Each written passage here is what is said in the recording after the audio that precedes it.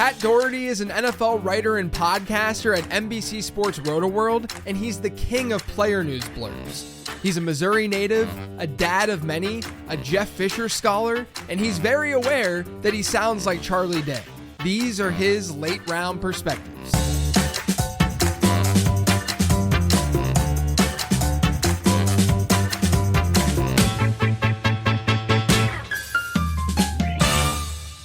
This episode is sponsored by Underdog.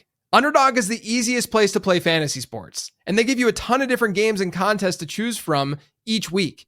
If you think drafting is over because the season started, you'd be wrong. You can draft teams over there each week in literal minutes. Right now, if you sign up on Underdog with promo code LATEROUND, you not only get a deposit offer of up to $1,000, but you also get access to my rest of season rankings. Those will be emailed to you once you sign up. But when you sign up, you have to use promo code LATEROUND. Head to UnderdogFantasy.com or download the app to do so. Again, that's promo code LATEROUND. Now back to the show. I was thinking, I was like, man, how has it been this long before I had RotoPat on Late Round Perspectives? And then I realized, I'm really just going by the people that I like the most so this is number 40 or so of Late Round Perspectives. And so this is about where you would rank for me, within people that I've met in the fantasy space. That's the joke answer. Everyone knows the real answer, of course, because of Denny and I's ongoing litigation. And it's just a little complicated to get me on. I'm friends with you. Denny's friends with you. This is a little weird with the stuff between Denny and I, but yes, exactly. The lawyers said this was allowed finally. Exactly. Yeah, you and I have hung out a handful of times now. You actually, back in, I think we were in Nashville when this happened. We were out at dinner the one night, and it was like peak Jeff Fisher gif time, right? Yes. Like I had this. People don't even know about the Fisher gifs, man. Like they don't even know that this was a thing. But back when Jeff Fisher refused to be fired from his job, where he just continuously maintained his gig. And look, I'm talking to somebody who do you still consider yourself like a Rams fan? No, thank God. No, I did not know what like the psychodrama with that would be, if I would still feel some weird attachment, but it was like a divorce where, listen, I want her to be happy, but we're not ever speaking. Okay. That's very, very fair. Very fair. But back then, so Jeff Fisher, obviously was the Rams head coach, and there was people knew that he was just incredibly mediocre at his job, but he was good enough to maintain his job. But he was also just kind of like an enigma. Like he was just a very interesting person and coach in the way that he kind of Arthur Smith-esque in a way, right? Would that be his comp for you right now? He actually, unlike Arthur Smith, he wanted to be loved. Yeah. But he was just a man out of time. He was like stuck ever so slightly between eras, and he got in at like the tail end of the old school football era where he found some success, of course, making a Super Bowl, but he was not ready for like 21st century passing pyrotechnics. Right. They actually call penalties football. And he just was not ready, especially the penalties for us. Like, they call penalties? Like, this is bad. Exactly. But so back when he was like in the conversation, if you will, I decided that I was going to make Jeff Fisher gifs part of my brand. It was going to be, because there were some random ones out there that I would use pretty frequently. But then what really got this going was they were on Hard Knocks, and I would watch Hard Knocks on my computer so that I could record a random Jeff Fisher interaction. Like one of them, I remember he was wearing glasses, and they were this is just so standard Jeff Fisher. They were glasses that they were like readers that he could pull apart from the middle. So that's right. I remember the GIF. So the bridge of the glass, and then he could just pull them down, and then they'd kind of hang around his neck. And I just made a GIF out of that. Or do you say GIF or GIF? Are you a GIF? I'd say GIF. I mean, I'm from the Midwest, though. We insist on a lot of difficult pronunciations. Yeah. GIF seems like kind of a Pennsylvania thing. I know you're down in the Sun Belt now. Yeah, but I say GIF. I'm a GIF. I'm not a. But apparently the creator says that it's GIF and not GIF. But GIF to me is always just peanut butter. You can't listen. Like eventually, phonetics wins out. It's yes, GIF, man. I'm right, sorry. exactly. It's GIF. It's GIF. So I had all these Jeff Fisher GIFs, and you were probably my number one supporter with. I was with the GIFs easily. Yeah, because it was just a constant barrage, and I know that so many people were so sick of them. I eventually had to retire them whenever he lost his job. I made a thread, including like 15 to 20 of them. But you were the only person I think that I shared the library with. We were sitting at dinner, and I busted it out. I was like on Dropbox, all of the GIFs. And your reaction. It's the first time I had ever seen a folder on an iPhone. Like, wow, someone actually has a folder. I had a folder of Fisher GIFs, and I think I had like 80 of them sitting. No, you did, and it was genuinely like amazing. And it's amazing how many of those have kind of like entered like the public domain, so to speak, or the lexicon. Yes. One of my favorites ever was the GIF. It was like an unsteady camera shot of him running out of the tunnel. Yeah, I believe it like the Rose Bowl. It must have been the Super Bowl against the Rams, which was not in the Rose Bowl. But like a pretty young Fisher, like basically like a glamour TV camera shot of Fisher. Yeah. As much as Jeff Fisher can be glamorized, I'll have to show you the one I'm talking about after the show. Yeah. But there's several of them that like have entered and never left. Yes. So you did. People too, genuinely, this is not a joke. This is a genuine hashtag. People forget how huge of a part of your early brand this was. It was actually massive. Like it was a huge reason why I was able to sustain success within the space is because of the Fisher GIFs. I think my favorite one that I recorded was there was like an interview that he was doing, and it was like a very dark background, and you could only kind of see it was like a shadowed face of his. And the camera would slowly zoom on him, and then he blinked once, like during just a very natural human blink. It wasn't like a weird blink. No. And then I sent a tweet out once that said blink once if you want to go 8-8 forever or something like that. That was one of the most viral tweets that I ended up having with Jeff genuinely remembered that tweet, and I remember the GIF. You wait so long for the blink. And like, did the blink get cut out of this one? Yeah, exactly. It always comes. It always delivers. It always hits. But yeah, I just have to say I appreciate your unwavering support with all the Fisher GIFs through the years. But look, man, you've been around the space for a while now, and I like to do this because people have called me or have said on Twitter that I'm attempting to be the Joe Rogan of the fantasy football space is what they've said, because clearly when you go from a 15 to 20 minute solo show and you start to do an interview show once a week, then all of a sudden that's the path that you're attempting to go down. But in that sort of vein, like I want to know more about you, and I say this with every analyst that hops on. I want to know sort of the start to finish, or not finish, or where you're at now journey of how RotoPat was born. Well, I have one of the most traditional like entries and like ongoing careers in the industry out there. I would say probably one that can't be repeated in this day and age where, my thing was I went to journalism school. I studied to become a writer. I wanted to become a writer. I got a job immediately writing for Fanball, which I believe is still back, but it was a different incarnation of Fanball. It was a local company too. It was based in St. Louis. I went into the office actually. Wow. This being the fantasy industry, it went bankrupt in 18 months after I started working there. But I had already made like contacts and connections. Luck plays a huge part in a lot of this. And Evan Silva was quite literally a friend of a friend of a friend who I met in a fantasy baseball league. Is how I met Evan. So I knew the Silver brothers via a fantasy baseball league. I didn't actually know them. My company goes belly up. All I've been doing for 18 months is writing player news blurbs at Fanball. So I had like heavy experience in that. I was doing all 4 sports too. If you're ever doing a player news site, I would recommend going by sport. Yeah. Not having people do all 4. Wait, so you were doing hockey blurbs? I was. This is not a joke. In 2010-11, I knew not only all then 30 starting goalies, I knew all their backups. Wow. So I did a lot of like so-and-so. Shout out friend of the show, Roberto Luongo, by the way. Yes. So I'm sure Luongo, was mostly starting back then. Yeah. He was not he wasn't like a deep backup or anything like that. So I didn't have to blurb Luongo a ton, but so where was I even going with this? The company goes out of business. I have experience. I don't even interview at Rotoworld. They just like gave me like a test shift. And they needed someone like that Sunday morning. I was like, yeah, sure. Wow. I'll try it. And I was a blurb. The lamest prodigy you can be is being a blurb prodigy, but I was a blurb prodigy. I mean, look, so I do want to ask you, when you graduated, were you immediately saying to yourself, I want to work in were you saying sports, not necessarily fantasy? Yes.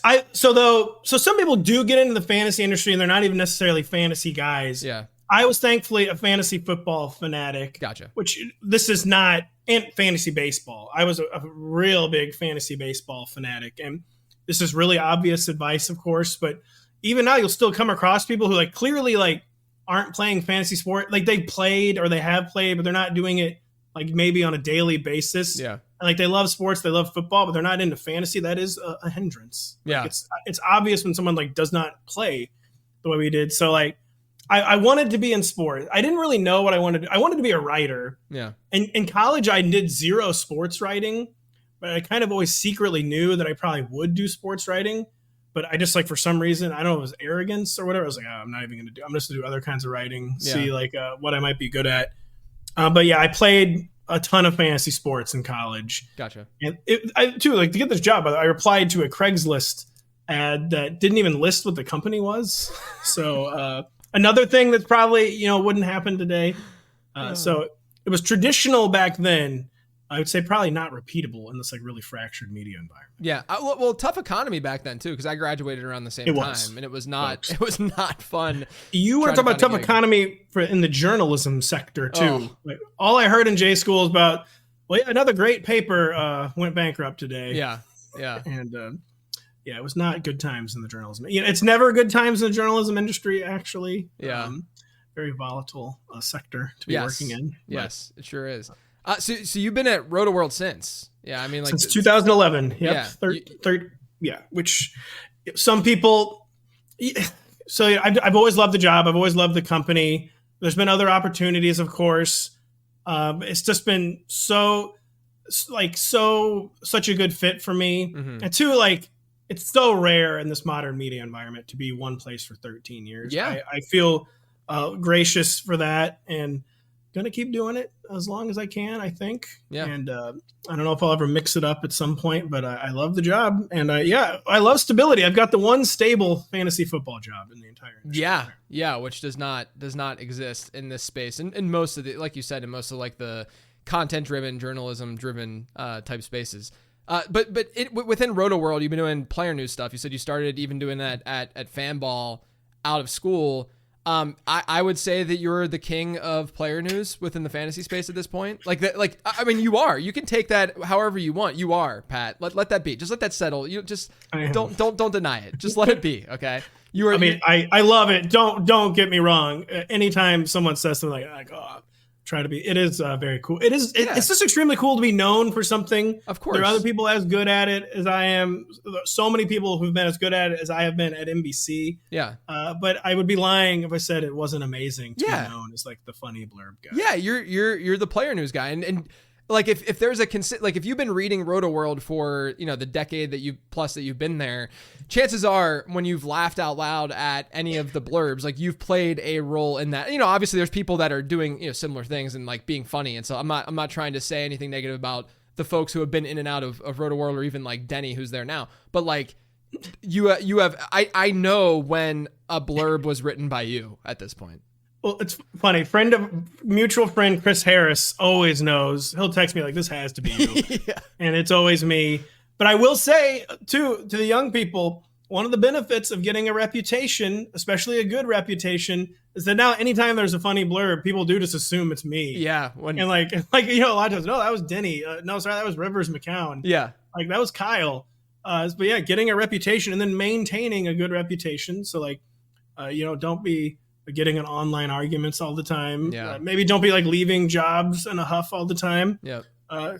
Reputations are hard to get and even harder to maintain. So my blurbing reputation allows me to take credit for every funny blurb that has ever appeared on Rotoworld. Yeah, well, it's kind of like whenever we have like a player that we liked really early on in their careers or something like that. Like, for instance, like I liked Drake London a lot as a prospect, right? I remember that. And then I was totally wrong about him last year when I drafted him and told people to draft him, all that kind of stuff. And then this year I wasn't really like in or out on him this year. But now when he does well, people thank me for liking Drake London, as if I'm like 2 years detached from when I was actually kind of right about Drake London, as you know what I mean? Like when you're associated with a player, it's similar where like no matter how far, we always hear the negatives, of course, but oftentimes there's the positives of like, oh, you're attached to this guy no matter what happens, even if like you had a bad take or the wrong take on that player. Yeah, it doesn't matter if he didn't produce last year. All that matters is that he has 25 targets over the past 2 weeks, and JJ is a genius. Yeah, exactly. Look, I'll take it. But I always try to but I'm like, guys, I didn't like have him as a target or anything. But when it comes to player news, I do think that people don't necessarily, especially now, like, there's player news sites everywhere, and a lot of them are aggregating, which is obnoxious and it's difficult. They're not the ones that are actually doing the work to create the blurbs. What do you think is sort of one of the biggest misconceptions about what you guys do with player news writing? Well, so one thing too, I'll say, a lot of people don't like aggregated. We are still an aggregator, obviously, at the end of the day. Yeah, but that's true. The problem with the other aggregators, a lot of times they send out stuff without any context, without any credit. People have valid reasons. I'm sure there are journalists with valid reasons who don't like Rotoworld, who we're getting glory for stuff they're reporting and posting, all that. But we always try to credit. We always link. So that's one thing. It's the rise and proliferation of totally decontextualized. Just be like a tweet where it doesn't even say like Pelissero or Schefter. That's really what I mean by I think that's because like aggregation kind of has the negative connotation that it does now. And I think it's purely based on the lack of credit that people are there's fantasy content aggregators that are going to steal tweets from my data dump thread and not just say, if they're saying it's from JJ or J, and I try to cite, PFF or whoever, whatever, that's all it is. Like, that's all it comes, that's the important piece. So reporters might not even like professional aggregators like we are, where we try to actually be like a professional journalistic enterprise. Mm-hmm. But yeah, the proliferation of like non-professional ones has been, kind of it's tilting. It's tilting. It's like, what's the word? Gross. I'm trying to think of something for downtrodden. It's demoralizing. Yeah, demoralizing is a good one. Yeah. But the one thing too, I wish people knew is that it is not us. We are just aggregating. It's not that this is just clickbait. Like, dude, I didn't report this. Yeah, right. We got to send out what Jeremy Fowler put in his column. Like, yell at him about clickbait. Yeah. Like, don't get me wrong, this one was clickbait, but we have to pass it along though. Sure. And that's one thing that people will be mad at us. Like, dude, we're at the mercy of what these people report. Mm-hmm. We can't not. Like, our whole job is just put this information out there where we can't not put it out. Even if we think it's clickbait, we might say that we think it's clickbait in the blurb, but we still have to get it out into the world. But you're also going out there and reading a ton and having to like sift through all of this stuff, which is, I think, again, the difference between sort of the aggregator that we're speaking to, where they're just looking at what Rotoworld says and then, saying, oh, this is the news item, versus you guys are at least finding the source and then reporting on the source after reading all the stuff. We are. And that's another thing that's changed really severely in the past 13 years is there's this perception, and we all feel it. I think there's more news than ever. There's more stuff to click and read than ever. There's way less original football news than there was when I started 13 years ago. So many of the papers are gone. So many of the papers used to have 3 reporters, just have 1 reporter. We're at the huge mercy of The Athletic and ESPN, who have beat writers, but it's just a little different when you're on a local team beat, when you're with a national, it's just kind of a different flavor of news. And there's less to sift through than there used to be. So there is more more sameness. There's more just ripping off because there's less stuff out there. And that's been one unfortunate thing that's happened in the past 15 years. Is there's just a lot less. There's way fewer notebooks. I think Zoomers honestly might not even know what a notebook is. They're in a lot of articles still, but used to take it for granted. Every football column there'd be a notebook. Yeah. And always be like, oh yeah, by the way, so and so is gonna be the 3rd down back this year. Yeah. And there's just less news. So we're all fighting and aggregating over fewer and fewer scraps every single year. I think it's felt by the more hardcore fantasy players who are not just getting their news items from a place like Rotoworld, the ones who are seeking it out themselves a little bit too. Yes. I think of myself from an analyst perspective where I'm like, I wonder what's a great example of this is this week. I was like, I wonder what's going on with David Njoku's knee that he evidently needed an MRI for. And there was literally nothing. I know. Nothing I mean, I don't think anyone still knows what the MRI revealed. I mean, it's not, seemingly it was nothing, but like there was no reporting on it. And it's very easy to get frustrated and say, what are these beat reporters doing? But I think to your point, it probably just stems from the fact that a lot of these papers / institutions have just cut a lot of their reporting. And two, so like, as a result, they have less power, like just like kind of like the beat writer brigade in general. And access, it's very subtle and gradual. It's like curtailed just a little bit each year. Mm-hmm. That's another thing. Like, how in the world did 5 49ers beat writers not know Christian McCaffrey had an Achilles injury, which is kind of a fair question. Yeah. But like, there's like a subtle erosion. This is especially since the pandemic, some stuff that was changed, like never was changed back, where they have less access than ever. Yeah. And so there's fewer reporters, there's less access, and as an extension, by extension, worse information. Yeah, so we should probably, we should probably be a little bit kinder to the folks out there that are trying their hardest, to get us the information that we desperately need. Let's get into some desperately need it. Yes. Let's get into some takes. Let's start with the New York Jets. Robert Saleh gets fired today, actually, because we're recording this on a Thursday. I have to always say this, it's before Thursday Night Football, so if something pops up with one of those teams, you guys know why we don't have takes after the fact. JJ, curious you're not talking about Brock Purdy's injury. yeah, exactly. Knock on wood, buddy. Knock on wood. Seriously. Let's hope this I'm literally knocking on wood. Yeah, we need nothing like that to happen. Do you like what kind of fantasy impact do you see from this? Because today, Todd Downing was I guess I don't know if you call it a promotion or what, but he's apparently calling plays now. Yes. Instead of Nathaniel Hackett, and now everyone's like, well, what's Nathaniel Hackett actually doing for this team? But what's your general sense of like what's going on in New York right now and how that might impact fantasy football? My general sense isn't really based on the Jets, just based on the history of these kind of moves. And listen, I know Robert Saleh was a defensive-minded head coach, and Jeff Ulbrich, is that how you say his name? Yeah. The guy being promoted is also defensive-minded. So you might be like, how could this team get more conservative, or how could they be even more into the run, which they haven't been as into the run as they should be, in my opinion. Yeah. Because it's always defensive-minded guys going to want to run the ball. They just pushed out a defensive-minded guy. Maybe you're not expecting a big change there, where I just am. And I think that really is the move for the Jets. Like, I know they have blocking issues. They've got chemistry issues with everyone. I think we're going to see like maybe an all-time defensive-minded interim head coach like circling the wagons around the run. Yeah. Because how could you not, after watching that game last week, where all those short passes were just an extension of the running game anyway? Right. Like, why not just do the real thing? Like, kind of like simplify, like restart the Jets offense, and maybe then you can like build back up to more. I mean, Aaron Rodgers has relied on balanced offenses for a while too. Yeah. So it's not like this is actually new for him. I'm expecting like kind of like an all-time and way beyond like Antonio Pierce's wild dreams, like interim defensive-minded head coach establishment of the run. And I frankly think it's like the right approach for the Jets. Yeah. I mean, not only that, but they get Buffalo this week. And that's a team where that's like very easy to do that on. That's what you're supposed to do. And it's you can't do it if you have Dare Ogunbowale. Right. You can do it hopefully if you have Breece Hall and Braylon Allen. Yeah, I do worry though that the average fantasy manager is going to see them potentially do that. Like, would we be shocked if they beat Buffalo and they run the snot out of the ball and that's how they do it? I think that's definitely in the range of outcomes here, right?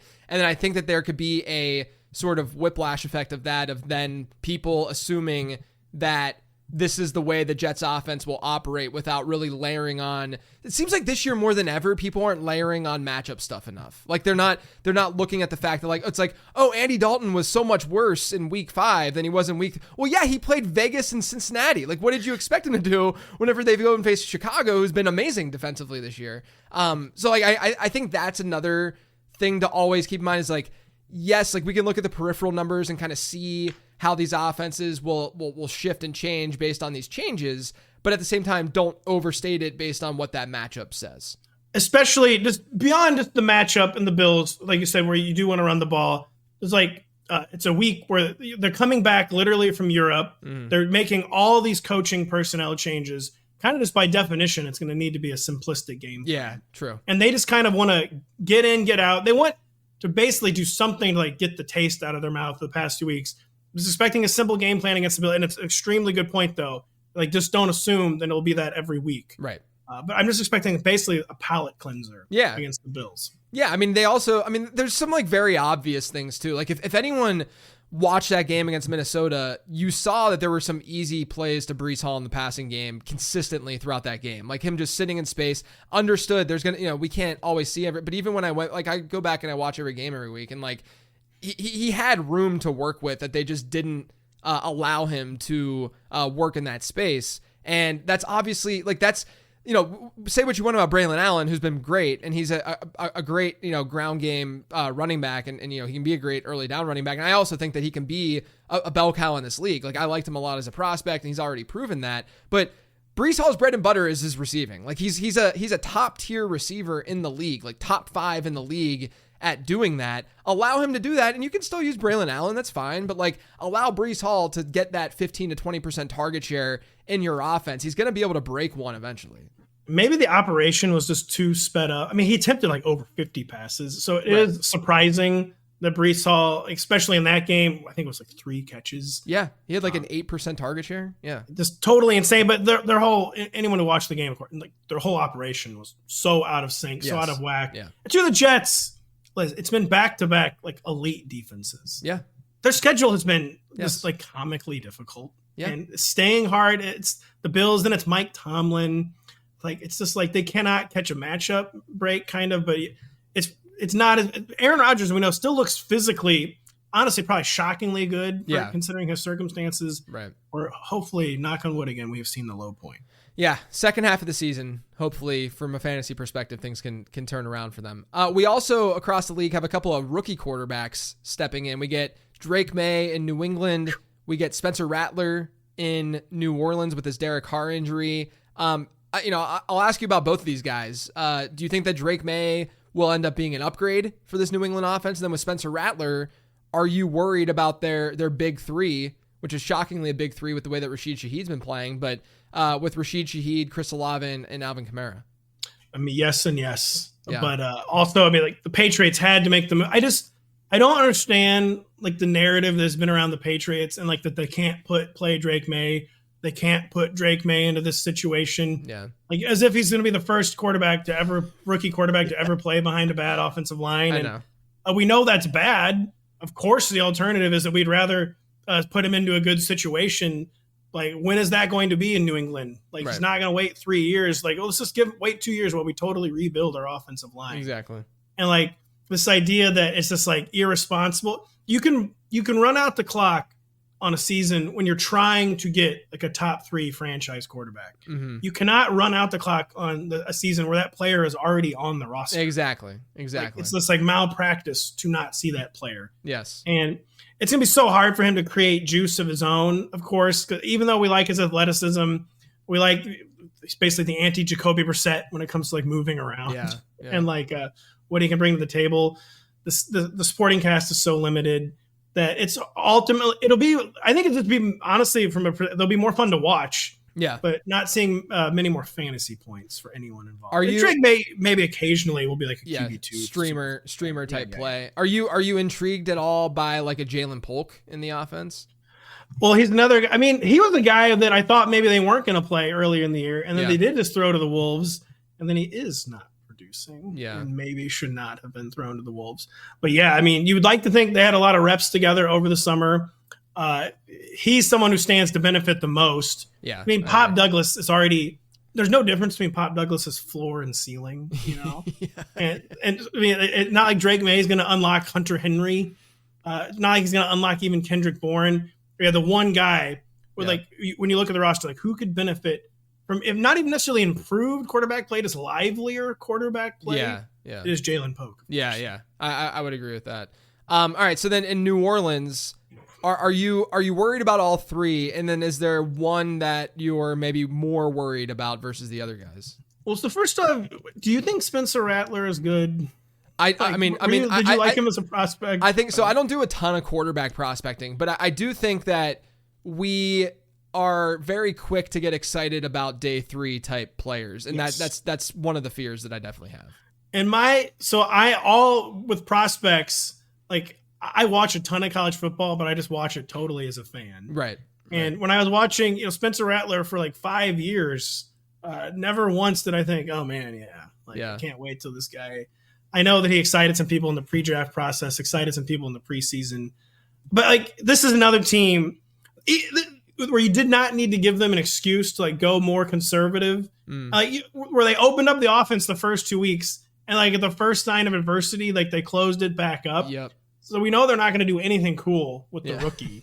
And like nothing cool is happening with Spencer Rattler and Rashid Shaheed. Like, is the rookie even going to be allowed to like attempt the kind of passes that Rashid Shaheed like banks on, like makes his fantasy money on?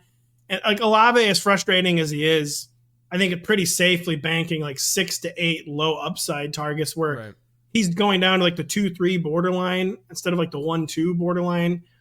But I think he'll still be in lineups. Rashid Shaheed, will Spencer Rattler even be allowed to throw to the guy? Yeah, that's exactly how I see it. I'm more worried about Shaheed. We see at times in the offense they're giving him some like manufactured touches or easier touches, but I mean his ADOT's still really, really high. He's still getting a lot of those down the field looks. I mean, even against against Philly when he had that goose egg, his catchable target rate wasn't very high, and because of the kinds of targets that he's generating in the offense, it's just fortunately he's been converting on a lot of those to start the year, and he's good. I mean, like I think Rashid Shaheed is just I liked him in the pre-draft process this year or in the draft process this year, all of that. So I'm not saying anything negative about him as a player. I think he's actually pretty good. It's just really scary when you have that kind of wide out where, it's not like a possession guy. And not only that, there's been a lot of, I'm sure that you guys have seen this, going through all of the news items and stuff, but it seems like Spencer Rattler is like a big Chris Olave fan. Like him and Olave have been like talking up each other. There might be a little shower narrative going on there. Well, too, and backup quarterbacks tend to do one truism I've always found of backup quarterback play, like kind of best illustrated by Gardner Minshew and Michael Pittman last year. The backup quarterback comes in and asks one question, like, who's the best player here? Yeah. Like they raise their hand, like, all right, I'm throwing you the ball 40 times. Yeah, right. Because it is a pretty good plan if you're the backup quarterback. And Rashid Shaheed, it's a skill to do what he does, of course. Yeah, like 100%. the downfield, like we tend to like in fantasy view like downfield guys as they're just volatile. Yeah, like no, it is volatile, but it's not a volatile skill. It's like a huge skill to like get wide open on the field and then score 55-yard touchdowns. But Derek Carr, even though he's not very good at it, loves to do those kind of passes. Yes, and Spencer Rattler will not be allowed to do that. I don't. Yeah, I hope that they. Look, the other problem too is that like. Weeks 1 and 2, the Saints were using so much motion, and where did it go? Why did they got behind one time and they just never did it again? I know, like that's also part of the thing that's really been frustrating with that Saints offense. But yeah, I generally agree that I'm much more worried about Shaheed than I'm going to be about Chris Olave. Let's talk about the Jacksonville backfield, because this is a big story, I think, this week with the way that Tank Bigsby played this past week. He right now is first in the NFL in yards per carry over expected. Yes. He's doing very well on the ground, but obviously there's room for improvement as a receiver. He has 1 target the entire season. There's a lot of talk about him supplanting Travis Etienne. Do you see that being in his range of outcomes right now?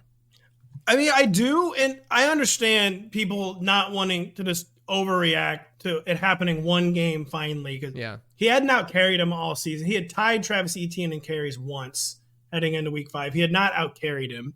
We now have seen that it is in the range of outcomes for him to out-carry Travis Etienne. I believe he out-snapped Travis Etienne.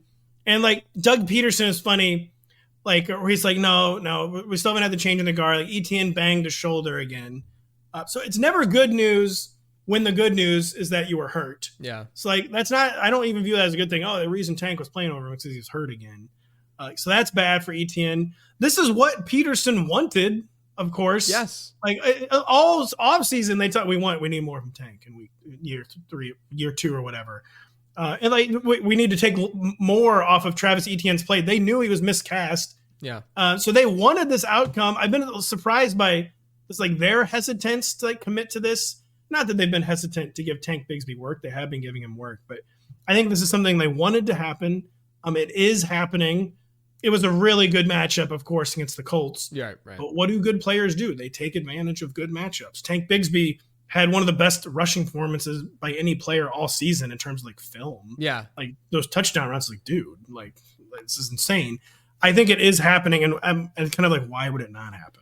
Yeah, my thing with Bigsby is I don't know if like what do you think about his receiving work and if he would be able to take that from ETN? Because my fear with Bigsby is that he becomes what basically maybe what some people thought like they could get from like a Zamir White or something like that this season. You know, like, I mean, probably even worse than that, lower than that, because the target share for White, there was at least some outcome that he would see a double-digit percentage target share. But like with Bigsby, it looks like it's capped to some degree. And I think we both agree that of the two, like ETN's a good pass catcher. Like he did that in college a lot. And I know that he started his NFL career, and for whatever reason, that wasn't the role that he was often playing. But totally insane. But yeah, right. but we've seen that. My thing with Bigsby is I could see a scenario where we continue to see a 50-50, but we might even see like a 60-40 in favor of Bigsby on the ground. And then I just wonder what the receiving work's going to look like. Do you have hope that can change, or do you think that ETN at least has that locked up? Yeah, I have no hope that can change. Where I do agree with your pessimism there. Too, like another thing. So Bigsby, you just basically said it's a classic, like, what do you win when you win? It's like Tank Bigsby is out carrying Travis Etienne, and it barely matters because they're the league's 19th best offense. They're in comeback game script all the time where they can't even run. Right. And just beyond like the player attributes, we just know Doug Peterson, as much as any coach in the NFL, is like so committed. Yeah. Like to the point of like insanity, you know, where like sometimes in Philadelphia, they were begging him like, dude, like simplify the committee. Yeah. And he would just never do it.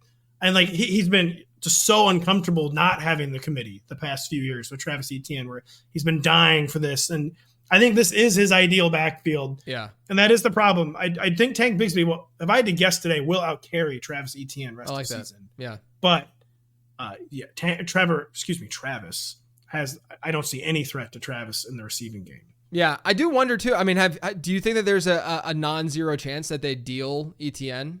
Like that they're out of it and they're just like, I mean, look, when we talk, like, let's caveat this. When we talk trades like this and hypotheticals with teams dealing players, it does not happen 99% of the time. You know, maybe more. Yeah. Yes. Like literally we have all these like grand ideas about this player getting dealt. It's only when like the writing is literally on the wall. You can read it very clear. Like what's going on with Devontae Adams right now. It seems very clear that once the asking price goes down a little bit, he will be dealt. But you know, the out of nowhere kind of trade deadline things don't happen very frequently. So I guess my question to you would be, would you consider putting that as part of the evaluation package with Tank Bigsby right now? Yeah, because I just don't think the Jags are the kind of organization not to go too down narrative street. Yeah, like they're not gonna want to sell again. They're not gonna want to admit defeat. Like Shad Khan wants to win so bad. I don't think he'll be a white flag waiver, and it's a classic teams. So one reason we're always concocting trade scenarios is because teams should be trading. That's more. true. Yeah, it makes no sense that there's not more trades in the NFL. Picks beyond the third round are essentially. I mean, they're not even flyers. They most of the time just don't work. They're like lead balloons, basically. Any pick beyond day two. But teams treat fifth round picks like they're still like the most valuable commodities in the world. So they don't even make the trades. If ETN goes on the trade block, I mean, unless you get one organization that like has loved the player since he got drafted, you're not getting a day two pick, obviously. Yeah. And I don't see like what the motivation for Jacksonville will be to trade him for like a fifth rounder. Yeah. So they're unlikely to think their season's like truly over and they just want to win so bad. I think they'll be counting on staying in it. Yeah, I would agree with that. We already talked about Breece Hall a little bit, so let's shift our focus to Bijan Robinson, you know, the other running back that was drafted in round 1 that we had high hopes for.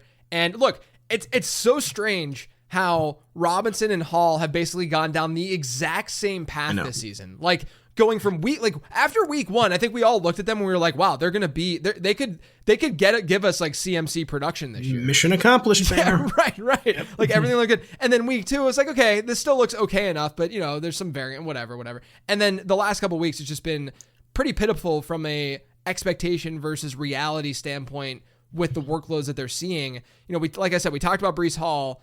when it comes to Bijan Robinson, are you more optimistic or pessimistic about what's to come rest of season? I'm more optimistic.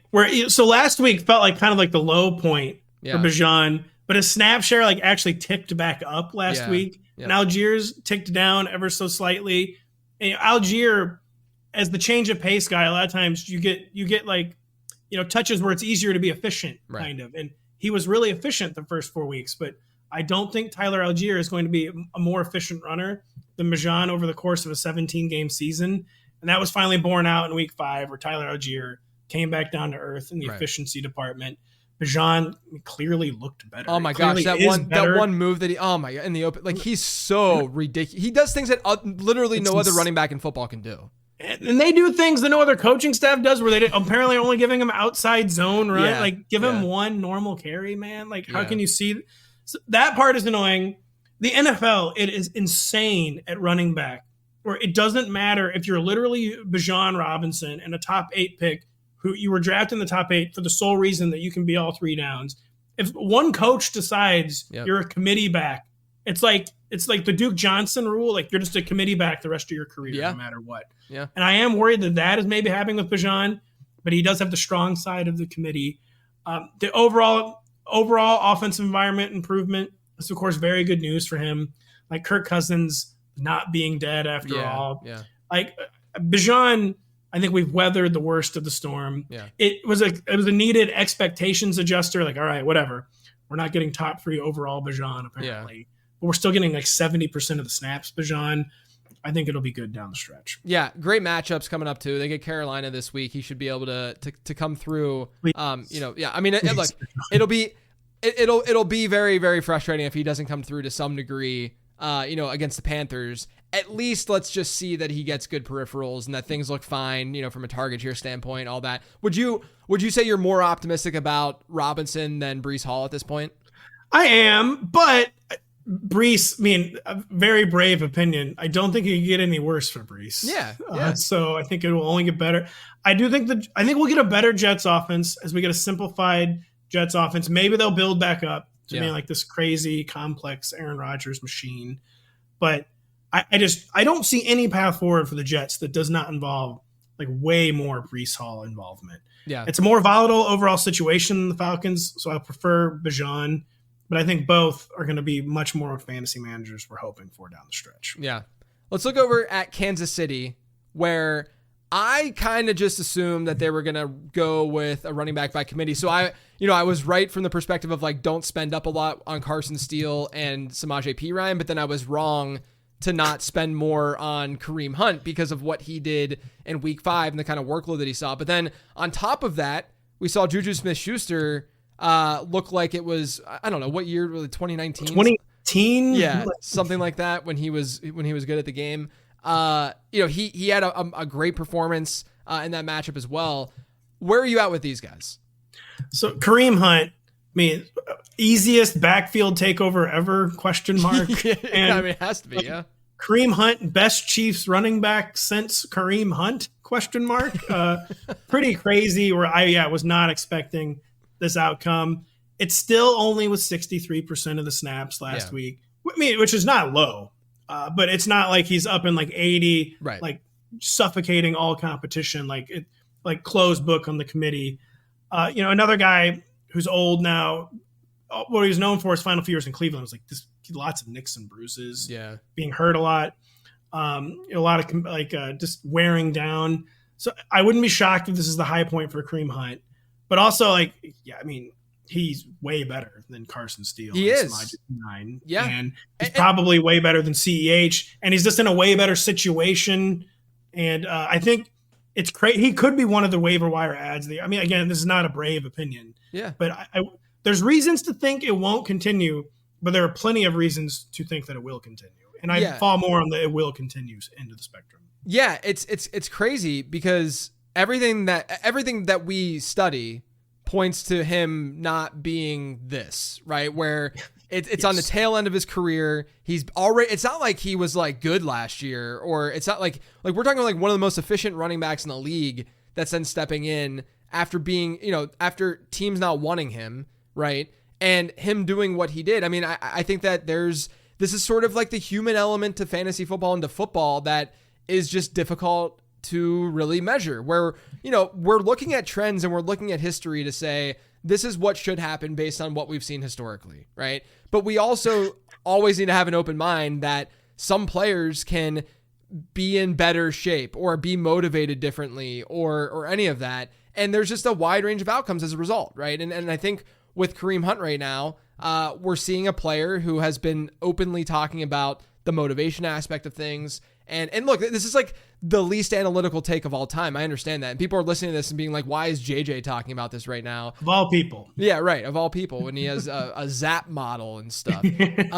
But yeah, I mean, like, I think that we have to recognize, like, we're all human. We all have like good or bad days, whether it's like a mental thing for your job or like an exercise thing, whatever. I always use like running as the example. Like if you go out for a run, you're not the same runner every single time you go do that, right? And sometimes you're just in better shape. And I understand this is his job. I get all of that. But at the same time, there is that extra piece and that extra factor to any human, right? And I this is sort of like a coping, it sounds like a coping thing, right? Because I wasn't high enough on Kareem Hunt. Like I've taken that L. I'm curious.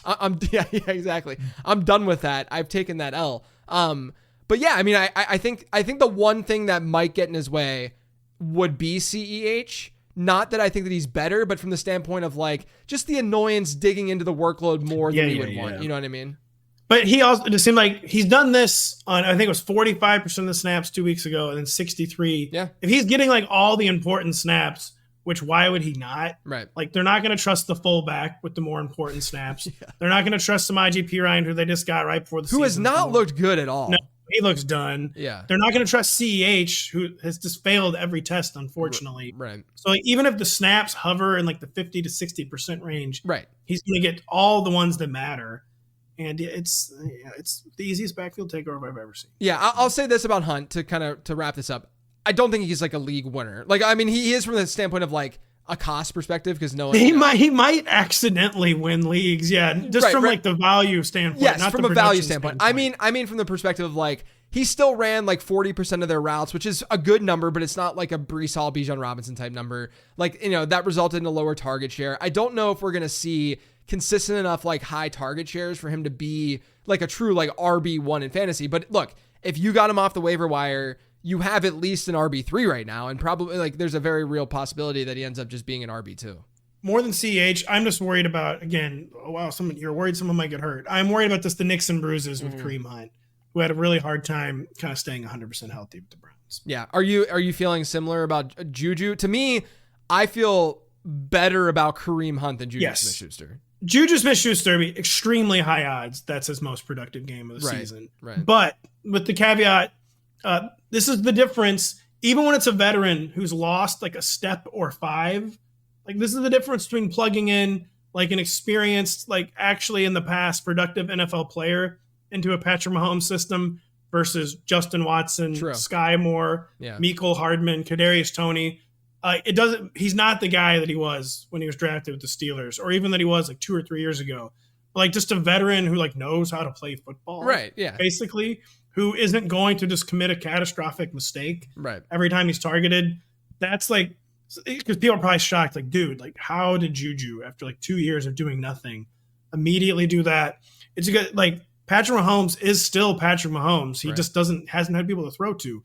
And even a washed Juju is so much better than throwing to like Mecole Hardman or Kadarius Toney. Yeah, my thing with Juju too, if we're trying to like forecast where this might go, is we've actually seen him in this exact situation. Like, I don't remember, but we have. Yeah, we've seen this exact thing happen, and he was fine. Like he was from 1,000 yards, right? I don't know. I can't remember what his actual, like. I think he ended up being like a 3-4 type player for fantasy. He was not very productive in fantasy. Yeah, right. So like it was like that. I think is like the 80th to 90th percentile outcome for Juju Smith-Schuster in this situation right now. It was 933 yards, by the way. So just almost got there. Only 3 touchdowns. I'm telling you, man, Mahomes I think there's gonna be a touchdown avalanche. He's been running so cold in the red zone. He has been so cold in the red zone. Yeah, it is pretty frustrating. All right, so let's look at Miami now. You get Tua potentially coming back. Does that make you?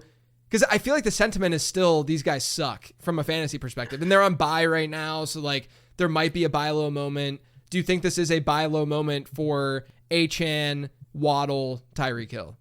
What I'll say is there are many thoughts on the Dolphins, one of which was they were not performing well even before Tua got hurt. Yeah, the Buffalo game was rough. Yeah, it was only like 6 quarters of football, but there were warning signs even before Tua got hurt. That being said, I'm not buying low maybe necessarily, but I'm not selling low at this point. Like I'm definitely already pot committed. Like Devin Achane's on my teams. Folks. Yeah, just gotta ride it. Like it's just gonna. I say I'm not gonna buy low.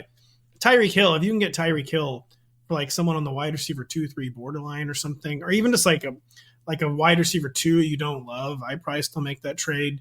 But I mean, Tua will be back in week 8. They have not said this. My sense all along was that the Dolphins didn't even want to place Tua on IR. They basically had to be talked into it. Yeah. And that he will be back in week 8. Mike McDaniel, I think this might honestly be good for Mike McDaniel, who just does not adjust. Like, as much as I love Mike McDaniel, the offenses have really slowed down the stretch each of the past 2 years. They were totally horrible the first 2 games out Tua. It's like, dude, you've got to adjust. Yeah. He finally started adjusting last week in a way that I think might help him even when Tua comes back, where he's like learned a few new ways to generate offense, maybe some easy completions, and just that like you're not going to get equal value right now. Yeah, so I'm holding on to them. And if someone's like tilted out of their minds, I am acquiring Tyreek Hill, and then just trying to get myself to week 8. Just get to week 8. Yeah, no, I agree with you. And I had a volatile buy in my 15 transactions column / podcast this week for Devon Achane, because if we were the way I'm seeing it. If I'm sitting with you, we're in Canton, right? And we're sitting you and I had dinner the one day at Canton. We did. And let's say that we're sitting there and we're talking about Devon Achane, and I told you, Achane's going to see half of the team's running back rushes and a 16% target share. Where would you draft him in fantasy football? Like where I was already drafted. Yeah, round 1. Like he's like an easy round 1 pick with that kind of, and like that's what we're seeing from him right now, right? And so you inject Tua in there, and you can see, obviously, look, there's a ton of volatility. I said that on the show. Like there's massive amounts of volatility with a transaction like that for obvious reasons, but I do think that we don't have a ton of opportunities to have buy low moments that are quite like this when we know what Tyreek Hill can do. When we know, Devon Achane it's bizarre that Tank Bigsby is the most efficient running back in the league right now, and Devon Achane is the least efficient running back in the league right now. I know. We knew he was going to regress, but yeah, right. Not sure I was expecting this isn't really regression. Not what I had in mind. Yeah.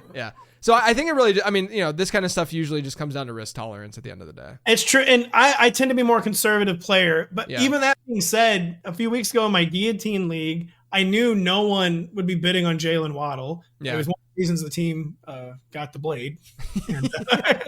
But I put a bid on him and I won him.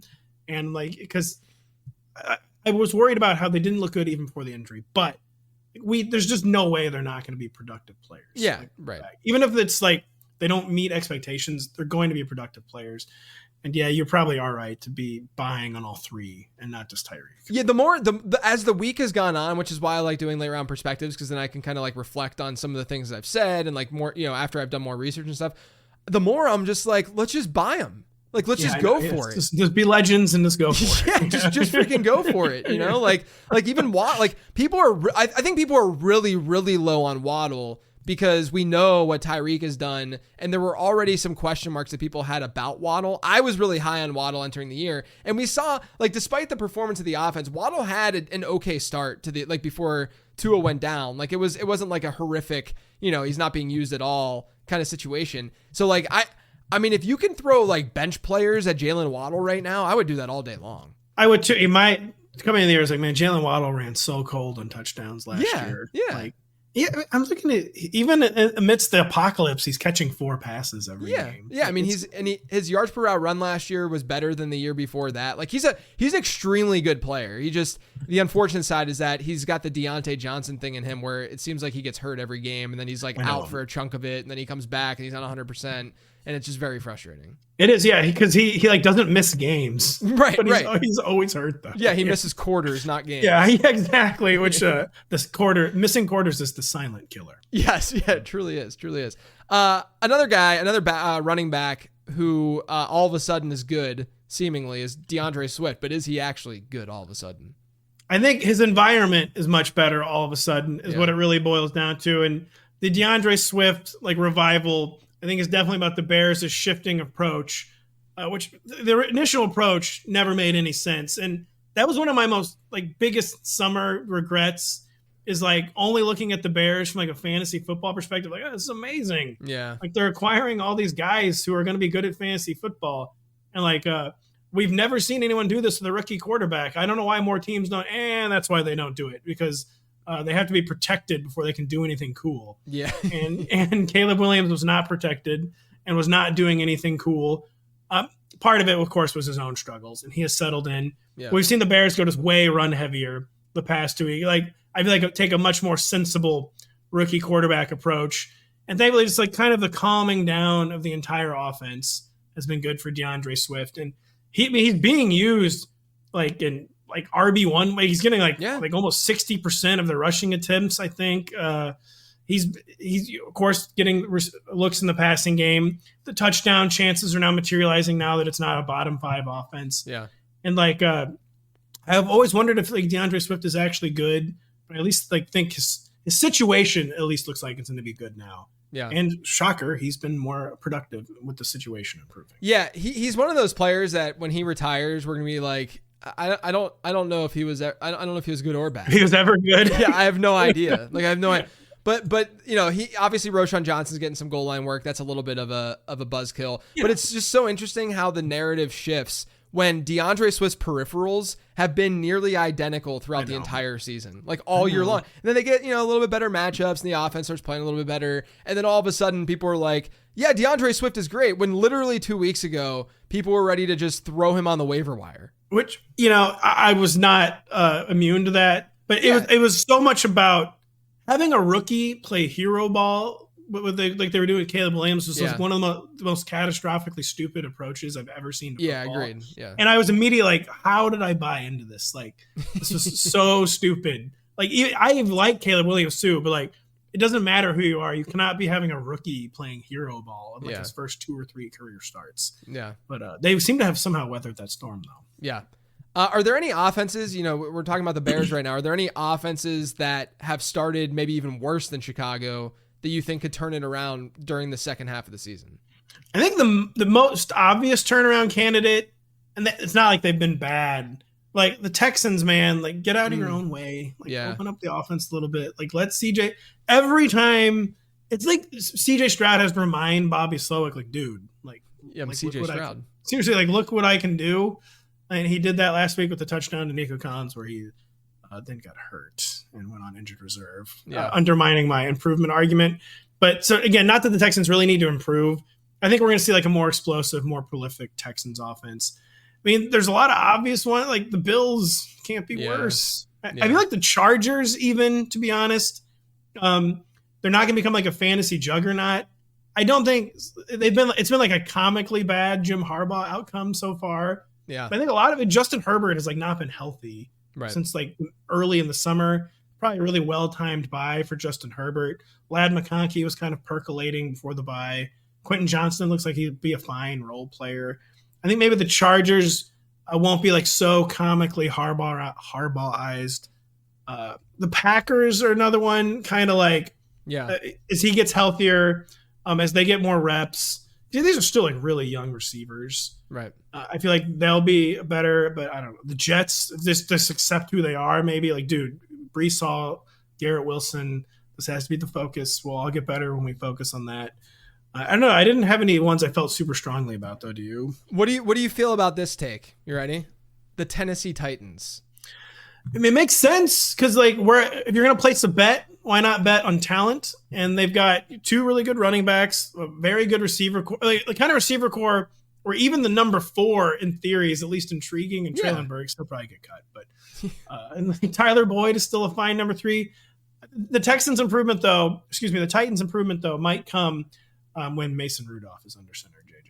Yeah, I mean, look, maybe that's the case. My thing with Tennessee is, their schedule's been brutal, man. I mean, they face unbelievably brutal. Yeah, Chicago, the Jets, the Packers, and the Dolphins. I mean, like that's a brutal run in terms of secondaries and in terms of pass defense that they're going to face. And look, at the end, to me, at the end of the day, like defenses are going to be driven by how well they stop the pass. We know that passing efficiency is what matters most. And so if they're consistently playing teams that can do that, then naturally, they're going to have a tougher time coming out of the bye. I don't know if, I don't think we know if Will Levis is going to play this week or not yet, but I think he is going to play. Yeah. And this is going to be, we're going to get our answer this week, JJ. I think so too. I think so too. I really think so. And I'm streaming him in a league this week. That's how rough I got it in a single quarterback league. I'm streaming. Oh, wow. In a single? I thought you were saying the Will Superflex. I'm streaming Will Levis. Wow.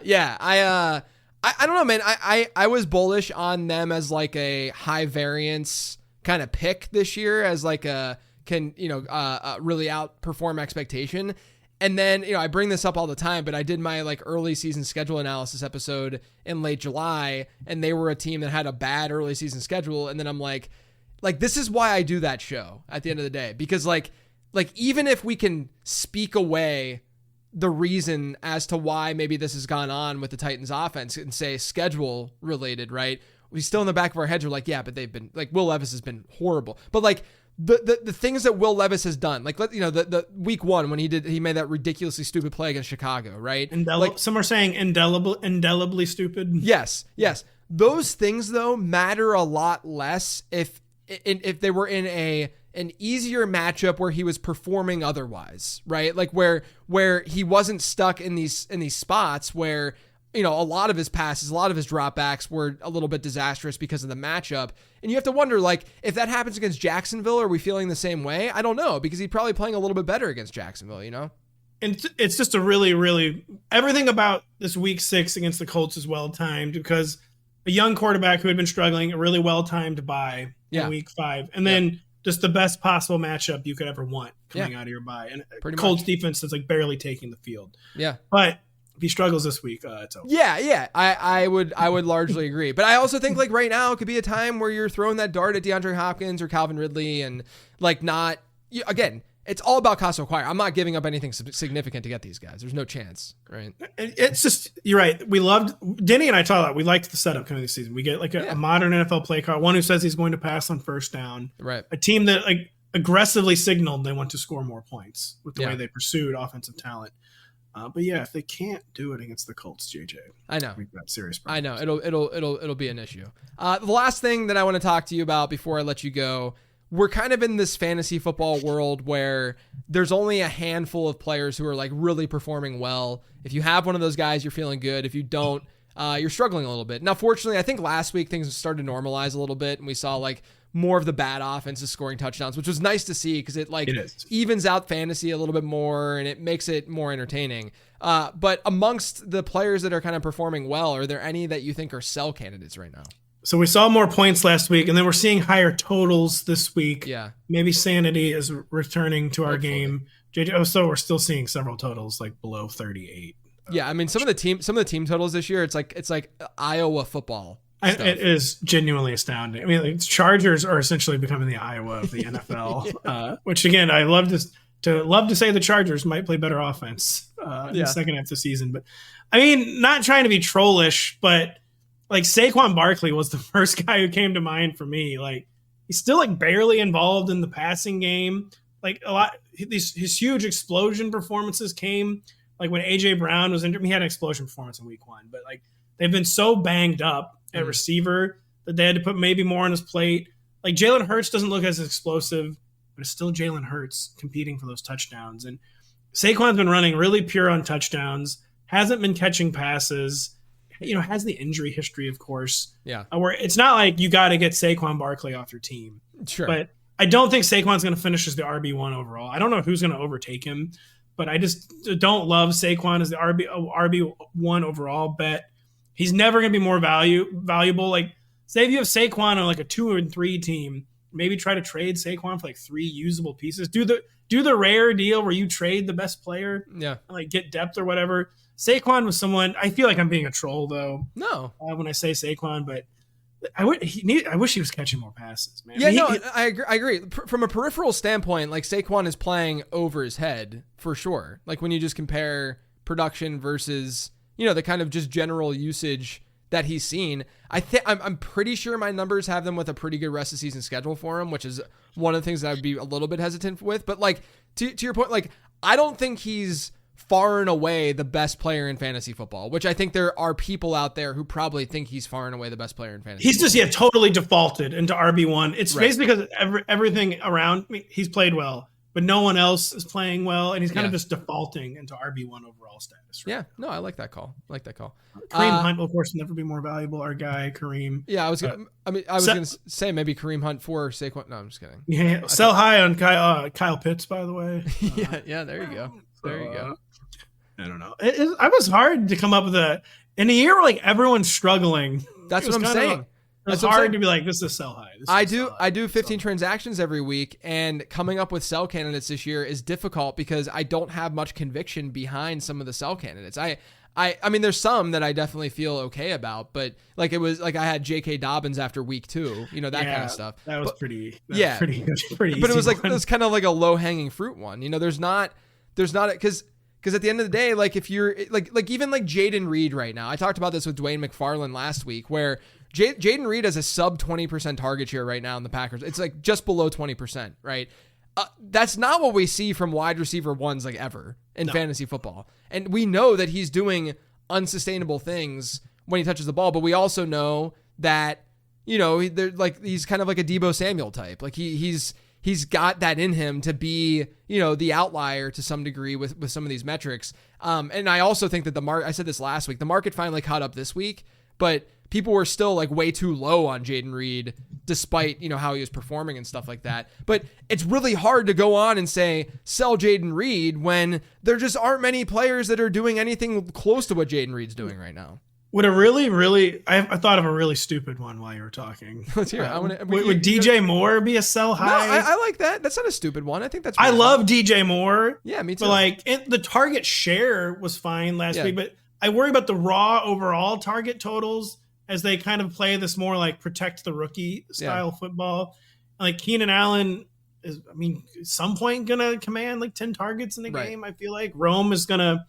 I just wonder. I love DJ Moore. I wonder if he's like at peak value right now. I think that's an interesting call because Adunze, because I was a little bit lower on Moore in my rest of season rankings this week, and someone on my Patreon called it out, and I don't even think I've responded yet. But it's because I have to really think about those. Yeah, I was gonna say you got to get really angry. I have a very smart Patreon group, and they test me a lot, and I'm like, you know what, you might be right here, and then I have to change. But with the DJ Moore thing, my logic behind being a few spots lower than consensus in terms of why, I don't think it wasn't enough to like call him out as a sell per se, but I do think Keenan Allen, we can't ignore that he was banged up and he's probably coming, he's older, so it's not going to be easy for him to just bounce back immediately. And then Rome Odunze, one of the best prospects we've seen over the last 5 or so years coming out, and he's probably going to be more and more involved in this offense as we, move down the season. But like you said, I like DJ Moore as a player, but I think situationally there are reasons. Yeah, I just thought maybe more target competition with the smaller overall targets pie, because they've had success finally limiting the targets and protecting the rookie. Yeah. But I have DJ Moore on a lot of teams. Yes, I feel that. And we'll not be trading him because I love him. But he is a fun player. Yeah. He's also got that like Nick Chubb attitude to him where he just does his work. I know. He does. He really, that's a great comparison. By the way, I've been workshopping a thermonuclear take. I've already said on a few shows that Stefanski was just a Nick Chubb merchant this entire time. And that's what it was all about. The efficiency was always fake. It was because he had a Hall of Fame level runner. Yeah. And we're seeing that's why Kareem Hunt struggled. That's why the offense is falling apart this year. I dig it. He's just a Chubb merchant, man. I dig it. I dig that take. Man, this was great. I always love chatting with you and hanging out and all that. All jokes aside of you being like the 40th Perspectives guest and ranking you there, that you're higher on my list. Let everyone know where they can find you and all the stuff you're working on. I'm still, I'm a Twitter dead ender. Yeah, I'll be here as the ship continues to catch fire at ROTO Pat, Roto Pat. Oliver Rotoworld, of course, the Rotoworld football show with a friend of Mr. JJ, Denny Carter, enemy of me. Yes. But we podcast many times a week. I publish several articles a week and always tweeting JJ. And yeah, seriously, my pleasure. It was overdue on both our ends. And I really appreciate the invite anytime. Yeah, man, of course. You can find all my stuff over on lateround.com. Make sure you're taking advantage of the Underdog promo that's there if you want my rest of season rankings. Otherwise, everyone, as usual, thanks for tuning in.